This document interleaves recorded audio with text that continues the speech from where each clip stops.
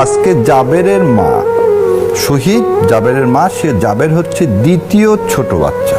সবচেয়ে যে ছোট বাচ্চা তার বয়স 4 বছর, জাবেরের বয়স 6 বছর। সো জাবের হচ্ছে উত্তরাতে যে এই হাত জাগিয়ে এইভাবে বলেছিল যে জাতির পিতা ইব্রাহিম, শেখ মুজিব কোন ঘোড়ার ডিম, এবং ওই অবস্থাতেই ও শাহাদাত বরণ করেন। সো এই যে জুলাইকে ধারণ করা, এই ধারণ করার মনোভাব, আমি খুব ব্যথিত হই যখন দেখি আওয়ামী লীগের পরিবেশ বিষয়ক সম্পাদক সুবর্ণা ঠাকুরকে বিএনপি মনোনয়ন দেয়। আজ 52 বছর ধরে আওয়ামী লীগের সেবা করে আসছি, আমরা শেখ হাসিনার হাতকে শক্তিশালী করে আসছি। জয় হরি বল, সবার সুখে, জয় বাংলা, জয় বঙ্গবন্ধু। যার জন্য এই বাংলাদেশ পেয়েছি, যার হাত ধরে আজকে বাংলাদেশ উন্নয়নের পথে এগিয়ে চলেছে, আপনারা সবাই অবগত আছেন, আমি সে কথা আর বলতে চাই না।